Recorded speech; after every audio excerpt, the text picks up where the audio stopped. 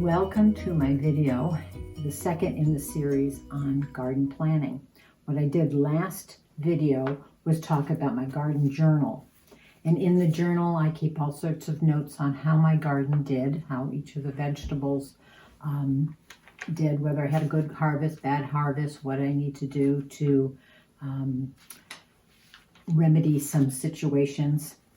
And then I also plan the following year's garden. And so this year's garden I drew out on graph paper, more or less to scale, the different garden areas that I'm going to plant in. But this week I'm going to talk about the seeds that I need to grow for my garden.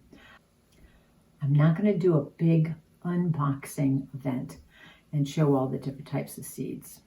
Mostly what I did last year, I spent a great deal of time saving seeds from a number of my different varieties of plants that I had in my garden. Beans were one of them, lettuces, even tomatoes.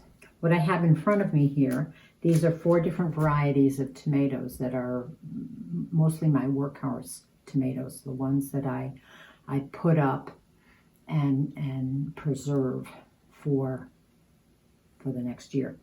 Amish paste is one, Hungarian heart, opalka, and jetstar. These 3, the paste, the heart, and the opalka, are what are heirloom tomatoes. And the seeds that you save will grow true to the variety. Now what I did is I saved seeds, harvested them from a tomato from last year's crop, and then I also have an additional package. So I am going to grow a little bit from each one of these sources here, just to see for myself how they both did. You know, did I save the seeds correctly? Are they viable? And how they do compared to a professionally packaged tomato seed. But we do have, I do have a variety, the jetstar tomato, which is called a hybrid tomato. It's not an heirloom.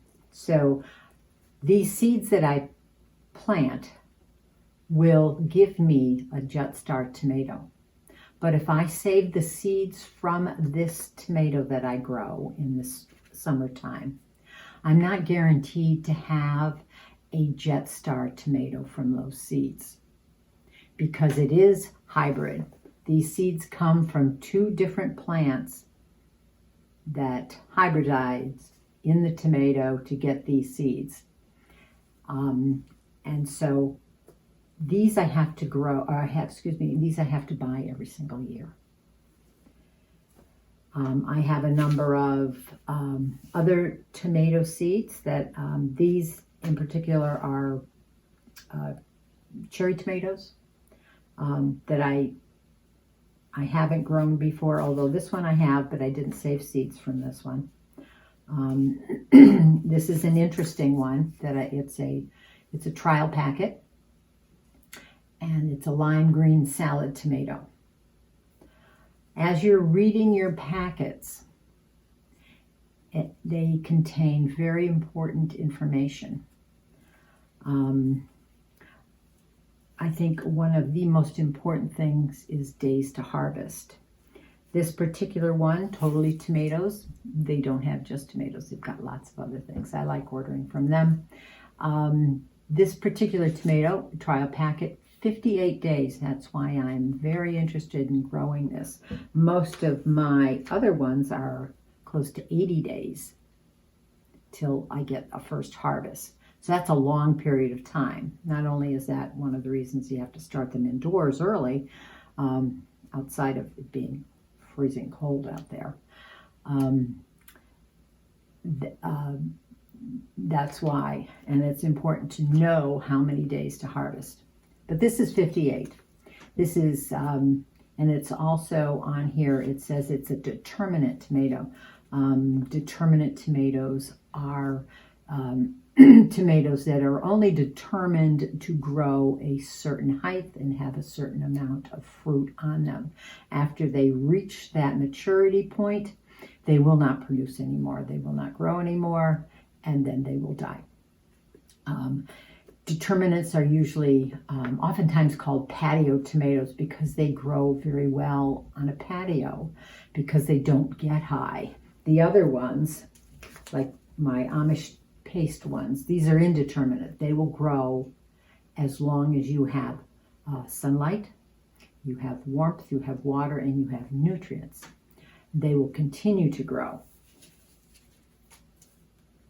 And so the determinate ones are great for out on the patio, and that's what I'm going to do with this one. Seed packets also have lots of planting information, not only how far to plant apart, each plant or each row, the depth that the seed should be planted at, whether it should maintain constant moisture, and then of course the days till harvest. This is one I decided to grow today, or this summer. This is celery. Celery, I think, is inherently very difficult to grow, but celery is something that I use a lot in cooking over the winter. So I'm going to give it a try. It's 85 days till harvest. That's a long time, especially in my 6A zone. So it does say 10 weeks before your last frost, you should plant these indoors, of course. Now, this particular seed packet didn't have all that information on it. I had to go back to a catalog or online and figure out all of this information and then write it on the packet. When I go to plant all these seedlings down in my seed starting area, it's good to have all that information written on your seed packet. In addition, writing the year is always good, so you know how old your seeds are. I mean, if I have tomato plants that are, the seeds are 4 years old, I'll know to plant at least 4 seeds in a cell, because oftentimes the germination rate decreases as the older the seeds get. So lots of information to look for. If it's not there, go back to your catalogs and get it and write it on the seed packet. It'll save you many steps in trying to figure out what you're going to do and how you're going to do it when you start your seeds. Another thing I like to do is to test the germination of my old seeds. This particular one right here, this is a spaghetti squash that I've had for a couple years now, and I just wanted to check to see if most of these seeds are viable. So you take a sampling, 5 to 10 seeds or something, get a paper towel, wet it, and put the seeds between the paper towels, put it in a plastic or cover a plastic or something like that, and put it in a nice warm place. And look at it every couple days to see if you get any germination. This one I put in on 113, and then about 116, all 5 of these seeds sprouted. So I know the germination is still very good on this variety of winter squash.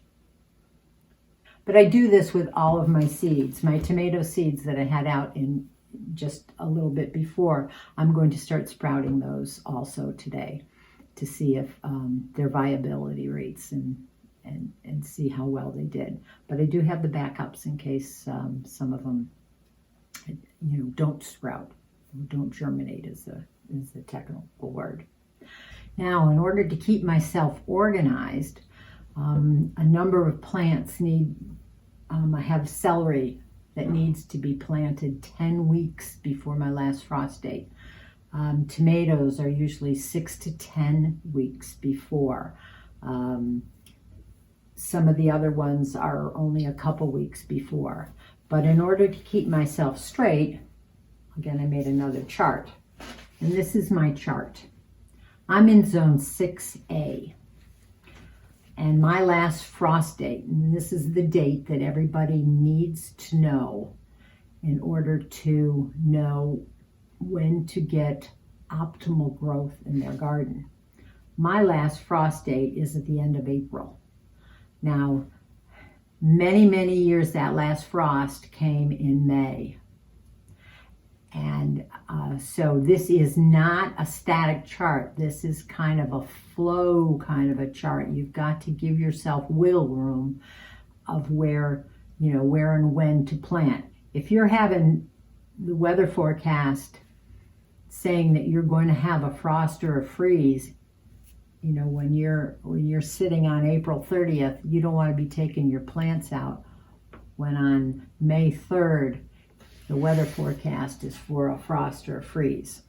So it's kind of a little bit of a flow on this chart.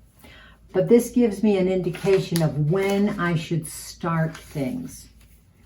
Here we are on the week of January 18th. I don't have anything here.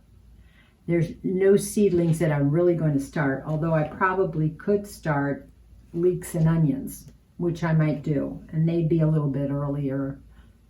According to my chart here, February 1st is when I start those. But there's lots to do. There's inventorying seeds, there's a garden plan, they're testing seeds, they're washing your containers and pots and making sure that they're clean, checking your equipment, your lighting, make sure you have enough lighting and all sorts of equipment that you need for seed starting when you go to do it.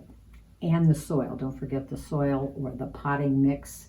Actually, potting mix is better than a soil. Potting mix is a soilless, usually made up of peat moss, vermiculite, perlite, things like that to keep it nice and light and fluffy. So I go by this. I have my dates of my weeks. These happen to fall on a Monday. And I back up, and this would be 1 week before my last frost date, 2, 3, 4, 5, and all the way up. And this week is the 15th week before my frost date. This will keep me organized and know what chores I need to do in preparation for this big month here, the month of May, which is when everything goes out in the garden. And hopefully that the soil will be warmed up. But we'll talk about warming soils probably in the next video. So the most important thing is to find out your last frost date, which is on the internet. Just Google it and type in your zip code. Mine being 6A, we sit right next to a large body of water. Well, that large body of water is a benefit in the summer because it keeps us a little bit warmer in through the fall. But yet in the springtime, keeps us a wee bit colder, and it takes a lot more time to warm up in the late spring, early summer. But it keeps us moderated as far as our frost date goes. I wanted to take you up close to a couple of informational planners and guides that I use. This is called Clyde's Garden Planner. I purchased mine a few years ago from Baker Creek. There are other sites that you can get this. I think Baker Creek sells it for about $5. Amazon, I think I checked, is a little bit more. But when you go and you buy your seeds, oftentimes they'll have this in their catalog, and you can get this too. They have a spring planting guide side, and they also have a side for fall plantings. And you can tailor this to your area. The red line would slide along so you can hover over to where your expected last frost date is, ours being at the end of April, beginning of May. And it gives me plenty of information on how I can plant these crops safely. the green check marks are harvest dates, expected harvest dates. You look at this after you've harvested your onions at the end of June, beginning of July. You still have plenty more time in your garden to be able to get another crop of something, maybe some more lettuce, perhaps even some more onions. So I heartily recommend, taking advantage of this source. Also, I think it might come with this little plastic. I put it in the plastic, leave it in there. That's something I take out into the garden all the time. This is a chart that I picked up online at garden.org. And it gives me a lot of the same information on sowing seeds indoors, transplanting the seedlings into the garden, or direct sowing the seeds. This first area is for spring crops. And then they also have one for fall garden planting, which I've taken the information for that. But there are, again, numerous different types of vegetables that give you some valuable information in for your planting in the garden. So 2 sources of great information to avail yourself of. Clyde's Garden Planner, a great source of information for the backyard vegetable gardener. Also garden.org. Your seed catalogs are great sources of information. Also seed packets are too. So avail yourself of all of that different information. If you have to make charts and graphs, great. Keeps you on track. Next video is going to be about seeds, about planting seeds, indoor planting seeds, in order to get them a good jump start on your season, and then transplant them outside in your garden later on. So I'm going to show you my apparatus, what I set up downstairs in my basement. Seeds aren't very picky about germination. If they have a few things, you're good to go. You need light source, you need a heat source, you need water, and you need a substrate in which to grow these seeds. And that's really about all. And I'll show you that in the next video. So if you like this one, give me a thumbs up, subscribe if you haven't, follow along with me, and I'll see you in the next video. Thanks. Bye.